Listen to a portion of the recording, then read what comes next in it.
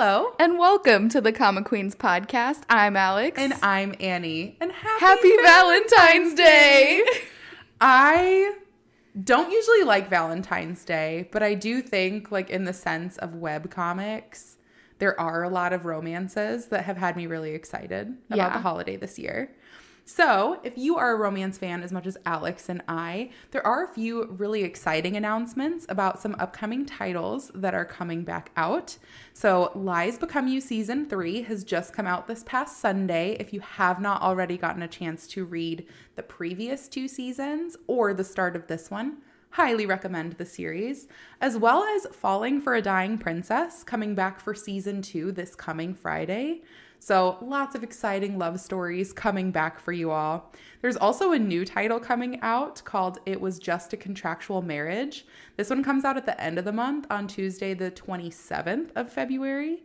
So if you want to read that one, looks like it's going to be a romance about a dragon prince, and who wouldn't like that, to be completely honest. But today, Alex and I are going to be talking about some romance titles that have us really excited and really gripped right now in honor of Valentine's Day. So what's our first title we're talking about? So today, I'm going to start out with one called My Fantasies Are Coming to Life. Mm-hmm. I will make a quick note that when I say this title, people do not assume that coming is spelled Cumming, but it is. I did not assume that. I know. The play on words is Chef's Kiss. I love it so much. Yes. This is a title that is available on Leeson Comics. It is obviously R19, so it is a little bit more mature content. If you are not of age, if the title didn't give you that hint, nothing else would. If the title didn't give that away. But this is a fairly newer series, but I have found myself laughing out loud at this one. Mm-hmm. It releases every Tuesday, and there's only 9 episodes as of right now, but it's an office romantic comedy. So I love that for me. I love romantic comedies as movies. I love that for you too. You know I love an office romance. I know. And the office romance aspect is just super fun and great. So you'll see why this one definitely kind of speaks to my soul. But the story essentially follows our female lead. Her name is Park Seo-jin. She is an average office worker. She's really good at her job. Mm-hmm. She kind of just excels at everything. She's pretty good looking. Like, she's got everything going for her, really. And she's like a team lead. She's just a go-getter and just like puts herself into everything like 100%. And so everybody kind of loves her. Like, her team loves her. Her boss loves her. Everything's great and fine. Behind closed doors, like in the privacy of her own home, you find out that she is like a lover of smut. Like anything and everything. She like seeks out all of these different fan fictions that are super smutty. She writes her own. So like she's just... So it's Tina Belcher. Basically. She is like the definition of otaku. So like as soon as like she is behind those closed doors, she is reading romance, reading smut, and then writing her own. Oh my gosh. Based on whatever inspires her. And you learn very early on that the inspiration for her fan fiction, she uses her boss as like an example to like inspire what the male lead should be like. She's like, oh my God, his voice is so sexy. Like, I imagine the male characters with his voice. Oh my gosh. So she starts writing her own story. It's essentially about her boss and her. And she's like, I mean, no harm, no foul. Like, nobody knows. I'm not like a creeper. I'm not going to like pursue him or anything. Like, I'm aware of the boundaries between us and the workplace and everything. Mm-hmm. Well, one day she is gifted an assignment from somebody else in her team who failed to do it. And she goes to submit it to her boss, and she gets called into the office like at the end of the day. Mm-hmm. And the boss essentially throws the paper down, and he goes, did you write this? She's like, of course I did. Like, that's my work. And he's like, I don't know if I'd be so proud if I were you. And she very quickly realizes that she sent him the fan fiction that is very clearly based off of her boss at work. So like any normal person, she says, I will resign immediately. And he says, no, you will not. You have a bunch of spelling errors in here. You should be ashamed of yourself. Also, a lot of the context of this doesn't actually make much sense. So I expect you to rewrite it and resubmit it next week. Oh my gosh. And she is mortified because you probably wouldn't want that falling into the hands of your boss. Yeah, and it was a first draft. She didn't get a chance to fix it up. Yeah, exactly. So her boss, Yoon Tae-hyun, is just like, I mean, this is obviously based off of me, correct? And she's like, yes. And he goes, well, I wouldn't say this, so fix it. So she's now left to her own devices. She doesn't have much sexual experience herself. Mm-hmm. A lot of it is just in fictional stories. So she keeps trying to write things. She is like ripping her hair out because she's like, why do I say perfect 7 times in the same sentence? Like, I'm not a professional writer. I just want my own smut, damn it. So essentially, the story leaves off where she's trying to rewrite this story to cater towards these unknown wishes of her boss as to how she should portray him in a smut novel. And the madness is just going to ensue from there. Honestly, every single episode has had me cracking up, mostly because it reminds me of me reading smut. I haven't gotten to the point of writing smut, but, you know, there's time for everything. I know you have a couple of storylines already. Oh, I in do. Mind, We'll pitch that another time. But yes, overall, it is such a funny series. Just the 9 episodes alone are totally worth reading. And also, the one thing I will say is especially on Leeson Comics, mm-hmm. they do start to add up a lot when the series are a lot further along. So this is one that it would be like really pretty reasonable price-wise mm-hmm. to keep up with. Yeah. So, highly recommend it. Super fun. Very exciting. I love a rom-com office romance. I mean, so much fun. I know. I feel so bad for her. Like, honest to goodness. I mean, like, kind of it's her own fault. Like, yeah. Why are you working on that shit at work? But also, well, I mean, like, that just sucks. And I would have left the company as well. Yeah, or tried at least. Yeah, exactly.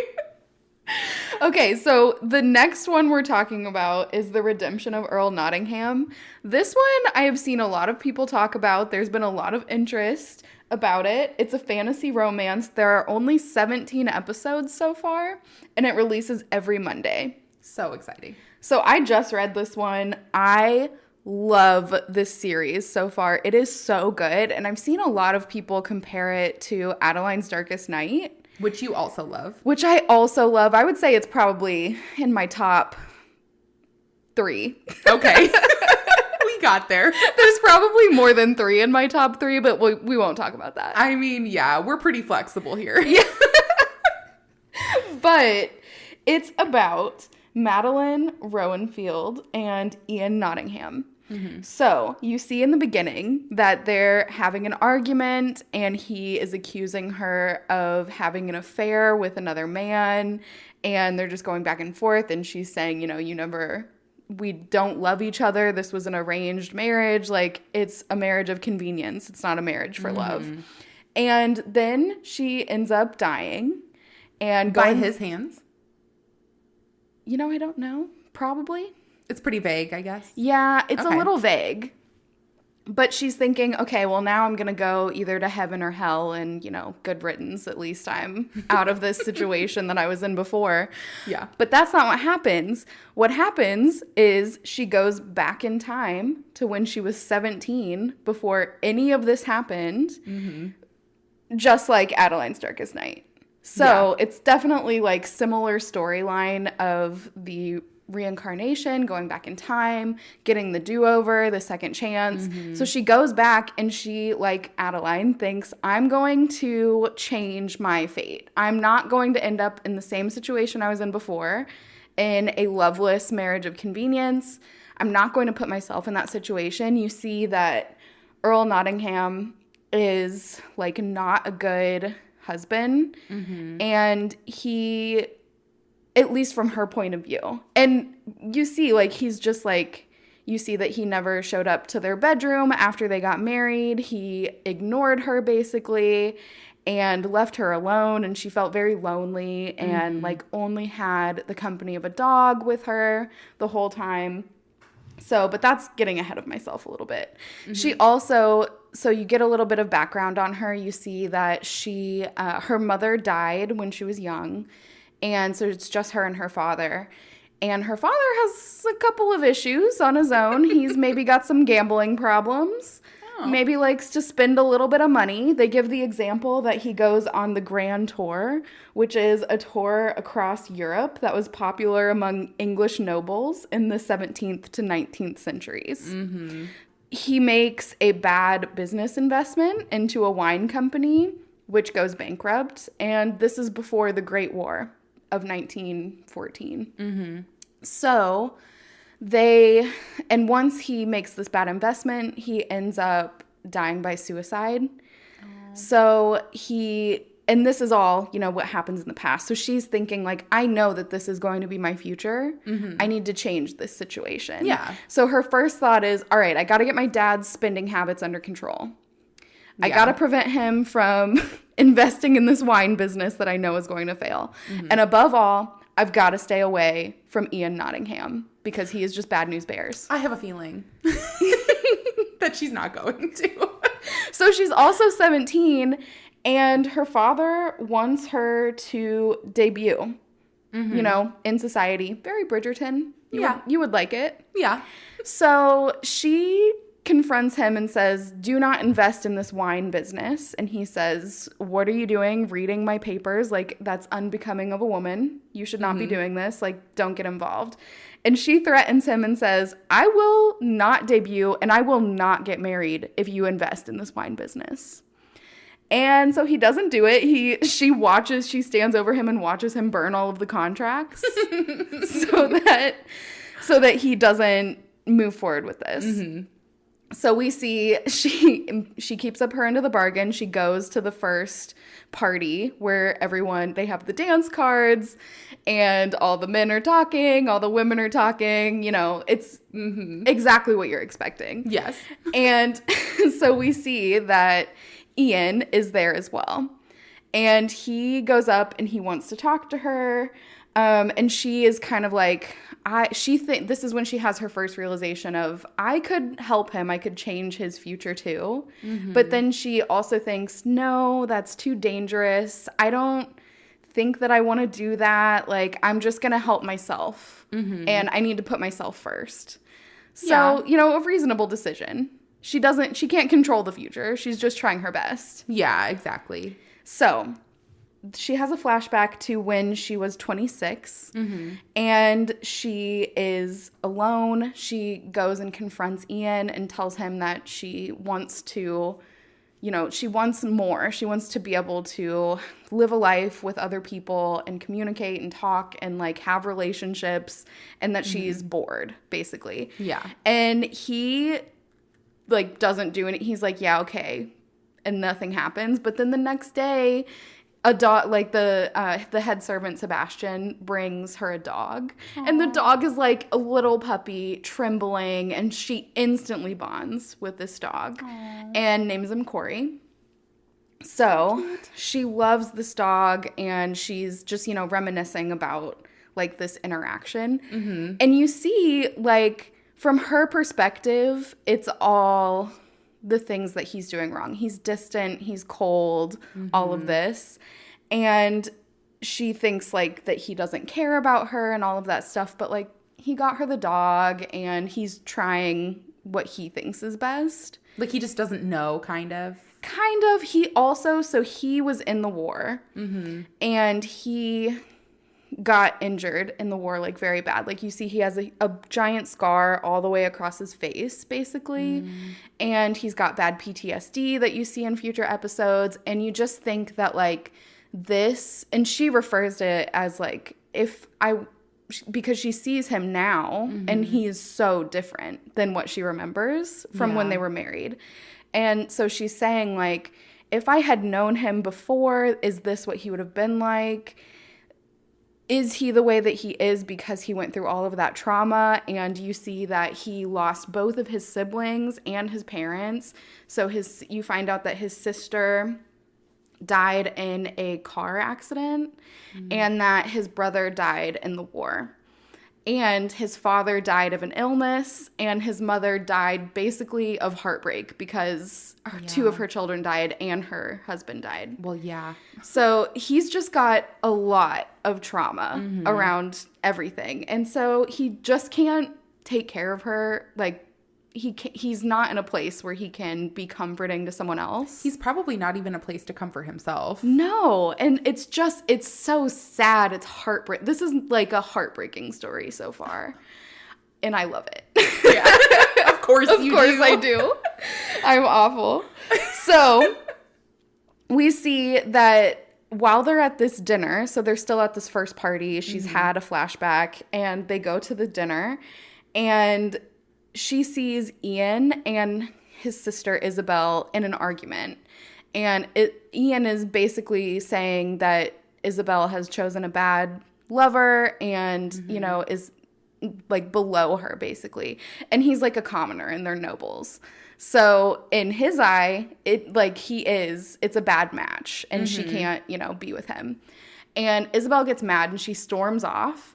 And so Madeline is thinking about this and she's like, wait, I know today is the day that she is going to die in this car. And so she runs after her. She leaves the dinner and runs after her and stops Isabel from leaving. She's like, I know that you're going to meet your lover and I know what you're planning to do. So like, just stay here. Don't do it. It's not worth it. You think that this is the only option because you find out that they think that she died on purpose. And that you also find out later that that's not actually what happened, but they were like drinking and driving basically, and they get in a car accident. So that happens. She prevents her from leaving. She says, I know that you think this is your only option, but you have more options. You don't have to do this. And so she connects with Isabel and she's like, you also see that this is when she is like, I imagine this relationship differently. Like, he was so upset. He left her bedroom exactly as it was. She had this grand piano in the bedroom, and Madeline goes and plays the piano once, and then Ian comes in and he's like, never come in this room again. You cannot come in here. And then the next day he gives her another piano because she's a pianist. So she, like, you know, she thinks, oh, I thought that they would be super close, but like they were bickering the whole time. So she's starting to realize that like what she assumed all of these people's relationships were like and what things were like for him before may not be totally accurate. Probably not. But you still see that like he loves his sister. He was upset that he thinks she's making the wrong choice. And he does come and apologize to her later and say, like, I'm sorry that I confronted you about this, to Madeline, and saying, like, I thought I was doing right and maybe I wasn't. Yeah. So she is starting to change things, but at the same time, she's not starting to change everything. So they go to the next event, you know, it's the season. So the whole, you know, you go to events the whole season. You're seeing a lot of the same people, probably. You're seeing a lot of the same people. Maybe there's an Earl who is trying to dance with only one lady. And maybe that's Ian and maybe that's Madeline. Maybe. I mean, who knows? And you also see that, like, there are other ladies who are jealous because Ian has never shown interest in anyone else before and is showing interest in Madeline now. And so there are people who are like, why her? Why not her? Why not her, damn it? So they go, and you also see, like, they flash back to the past again to when she was 25. And you see that she actually ran away when she was 25.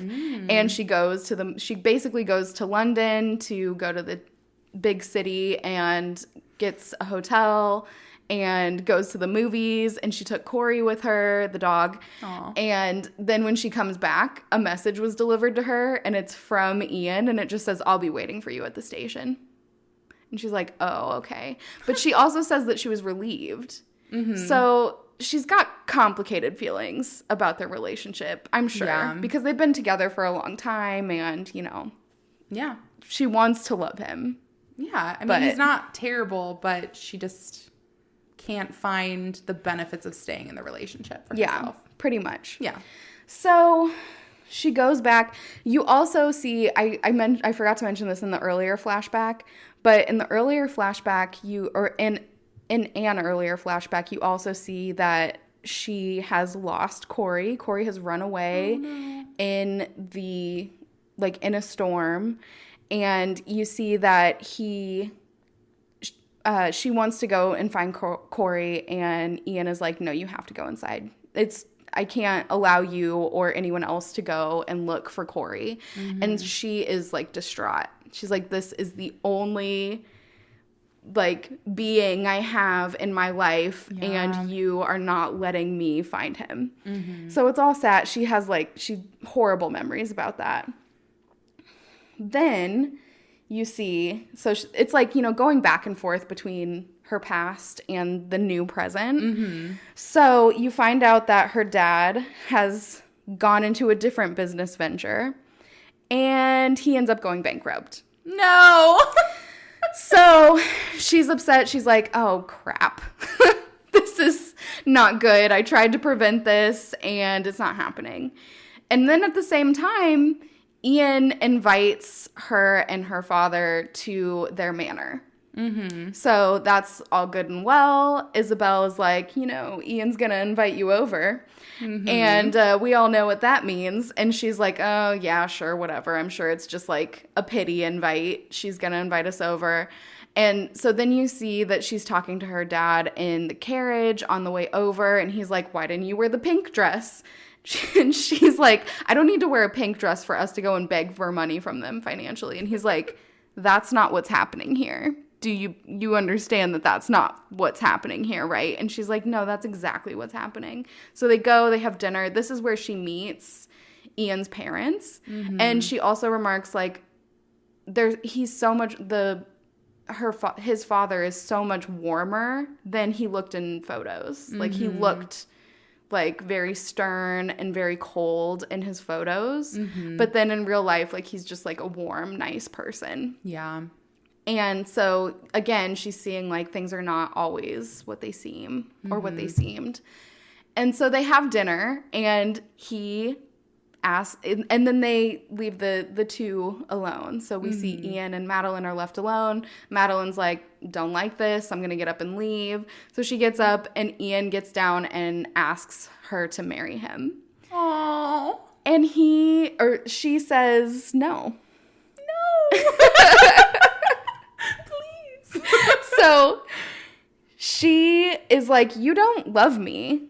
Like, we don't know each other that well. You don't love me. We can't get married. Like, I'm not going to be sold into a marriage, because they know that her and her father are bankrupt. Mm-hmm. And he basically says, like, you don't want to rely on anyone else. And he kind of, his logic is very flawed, because he says, you don't want to rely on anyone else, and you need me to manage that, which is relying on someone else.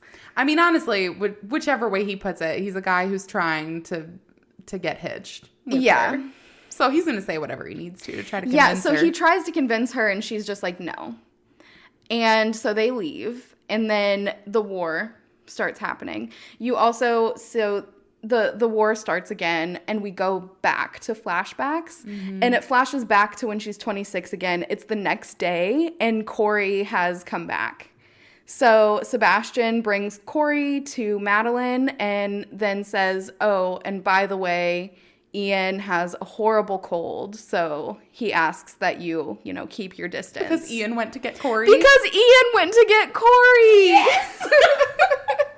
I love this story. I haven't even read it. So she realizes this. She's like, wait, that's too much of a coincidence. He also says, I like you because you're strong, you're smart, all of this stuff. And she proves that because she immediately is like, wait, he's sick after the storm, after Corey was gone and then brought back. Like, he's the one who went to Corey. So she goes up and sees that like all of his stuff is wet, and she's like, this confirms it. He's the one who rescued Corey. And so she stays with him, and he has some bad PTSD nightmares from the war. And so she takes his hand and is just like staying with him. I could cry. And you see everything from his point of view then. You see that he realizes that she's lonely and asks Sebastian, like, do you think if I get her a dog, that will make her less lonely? And then you also see that he's conflicted because he feels so broken. And he's like, I don't want to bring her down. I don't want my, like, depression and sadness to bring her down. I could cry. I know. It is so sad. My heart. And so he's like, so that's why he's keeping his distance. But the miscommunication is that she has a bad opinion of him because he's kept his distance. But this all changes at this moment when she realizes that he went to get Corey for her. And then he realizes that she stayed with him when he was having his like PTSD nightmares. And so they try and move on from this. Like he becomes warmer towards her and she becomes warmer towards him. They end up throwing their own event together where she's like, I am going to bring a theater in and we are going to screen a movie. So they start screening this movie and it's a Buster Keaton movie. It shows on the thing. It's Buster Keaton. And it's a comedy. And she's like, I would love if you would come and accompany me to this movie. And he's like, yes, I would do that. But then he ends up having a seizure during the movie. So they take him away. There's a doctor that comes in. And I think the doctor is going to be the one who he thinks she's having an affair with. And I think the doctor might have bad intentions. I don't know. But in the very last episode, we see that the doctor is still staying around. Like he was there. He would just happen to be at the screening and then has stayed around. And at the very end of where we are now on episode 16, there will be another episode that comes out on Monday. But where I am right now, he confronts her and says, my lady, do you have a moment? I have something to tell you about your husband. And I need to know. I need to know what's going to happen. It is so tragic right now, so heartbreaking. And I really do see the parallels between this and Adeline's Darkest Night. Yeah. It's got the husband who is keeping a distance for their own reasons and the reincarnated wife who thinks that the reasons are different than what they actually are and is starting to come to these understandings but still is hurt from their past and wants to put themselves first so that they can be in a better position and not have to go through these hardships again. And I love this one. It is so good. I don't want my heart broken on Valentine's Day. Apparently so I do. Save it for a different time. Honestly, it sounds really good. It's so good. I highly, highly recommend it. If you have not read this one, if you love Adeline's Darkest Night, even if you haven't read it, read both of them. They're so good. I mean, honestly, I can concur with Adeline's Darkest Night. Yeah. So I'm going to have to. I'll have to pick it up. I love it. I was doing your move and I was gasping on the couch when I was reading this earlier, especially when he proposed to her and then she said no. It would make me cry. I know. Well, fortunately, the last story we're going to bring up today is a little bit more positive. Maybe not. There's some real tragic moments in this one as well. But overall, the story moves a little bit quicker, I think, so that you're not as concerned and left on all of these terrible cliffhangers. So the story I would like to talk to you about is Evangeline's Sword. This story is it's one of the first ones I started reading on Manta, actually. So it has a special place in my heart because I started it so early on. This releases every Tuesday, and there are currently 84 episodes. This one is like a romance fantasy with some action and adventure. It reminds me a lot of almost like, I don't know, a Game of Thrones or something like that. Lots of dragons and like there's a hierarchy, a holy city, stuff like that.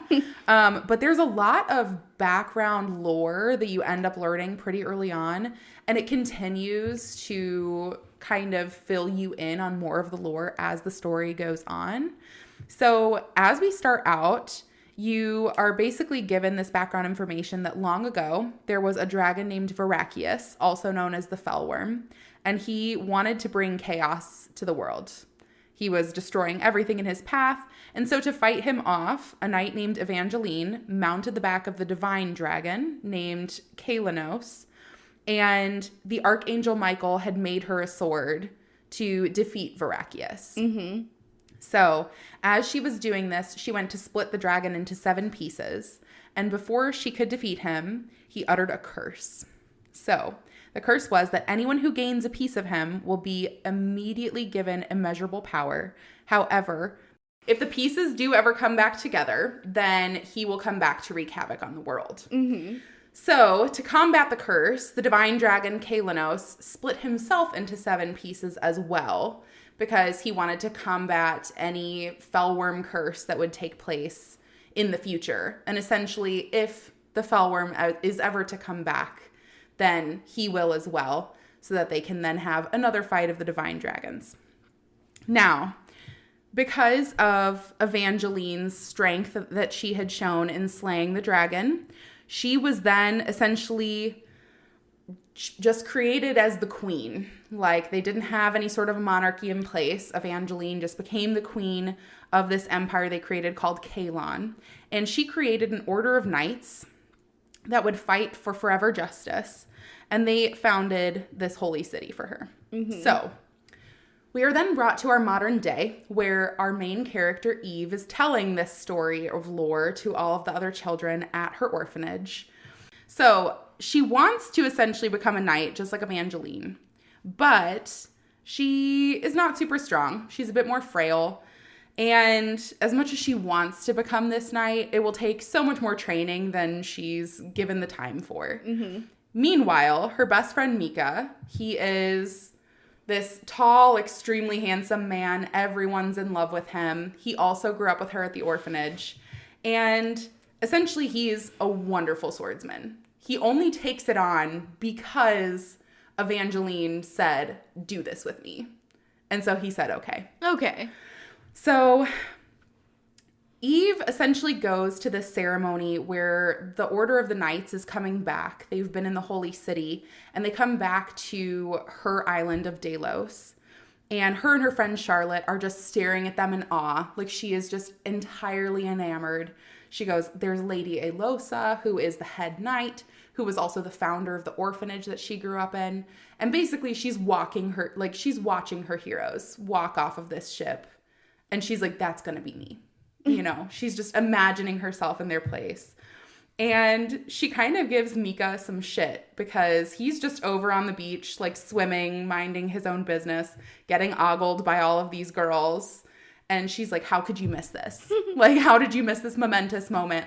And he just teases her back. He calls her a little acorn, which he's called her since she was young because she had a bowl cut of hair that looks like an acorn. And she said, okay, well, your super tousled, crazy blonde hair looks like straw, so you're a straw man. And so they tease each other back and forth. And it becomes very obvious very quickly that they hold a lot of affection for each other. They grew up together. They're each other, like, their entire lives. And they're really all each other has at the orphanage. So, you know, Evangeline has been very open with how she wants to, just like the, you know, Queen Evangeline and the lead knight Evangeline, she wants to step into those shoes and she wants to make something of herself and fight for other people. And so she's basically working towards being a paladin and moving towards the holy city. She basically finds out that, like, her determination and everything else has caught the eye of some of these knights, and she's going to have the opportunity to go to the holy city. And the first person she tells is Mika. She's like, please come with me. And he's like, what, did you think just because you think I have an affection for you that I would just follow you anywhere? and kind of teasing her again. And she goes, that's not what I meant. And he's like, did you know that I like you and have an affection for you? And he's like, have you even thought about your own feelings for me? And she says, yes, I have. And I like you too. And so very early on, they essentially like profess their feelings for each other. Mm-hmm. And he's like, I won't follow you to the holy city, but I'll be like supporting you the entire time. And so as they kiss and as they like embrace each other, there's a huge commotion outside, and you just see like the world outside is in flames. Mm-hmm. And so what had ended up happening is one of the paladins in the Knights Order was just kind of looking around and upset that they didn't hold as much power as some of the other people within the Knights Order. And they found one of the Fellworm's pieces and unlocked this curse that had been locked away. So Mika sends Evangeline to go and get the rest of the paladins and the knights to go and fight this curse that's been released. And Mika goes sword first to fight whatever it is that he can in order to try to save people. Mm-hmm. Once Evangeline goes and notifies all of the different knights of what's been going on, they come back to a scene that's extremely tragic with Mika laying down engulfed in flames. And I suppose engulfed is like the wrong word because he's not caught on fire. However, he's surrounded by this raging fire. And so Evangeline storms herself into the fire with him and like holds his hand. And then the fire is completely put out in an instant. So basically they come back from this fire. Eve is completely convinced that Mika has passed away. And she is just beside herself. Like, doesn't worry about the fact that like she's being treated for smoke inhalation and other issues. She's just like, I can't believe I lost my friend. And she finds out that he's entirely unscathed. So she goes to visit him. He's still asleep. And she's visiting him every day. And he finally wakes up and they're bantering like normal. Like, she's just like, never leave me again like that. Mm-hmm. Like, don't do this. And he says, I have now decided that I'm going to the holy city without you. Like, I'm going to become a knight.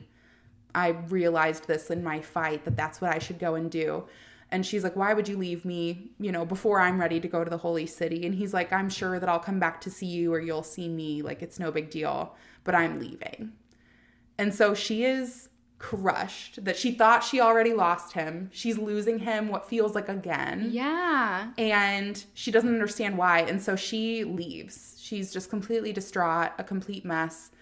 And you kind of get to see Mikhail's point of view at this point, where he's being talked to by Lady Elosa, the lead of these knights, who says, you didn't eradicate that curse. You are the curse now. Like, with you going and plunging yourself into those flames to fight them, you have taken on the Fell Flame curse, one of the 7 parts of Verakius. And we've seen this before, and the last person with this curse died. Mm-hmm. And so he goes, what do I do? She goes, you're not going to be in control of it. Like, it will eventually consume you like a flame and you'll die. But until then, like, the flame will control you. Like, you will burn cities down and kill people, and this is that. And so Mika goes, is there any cure? What can I do?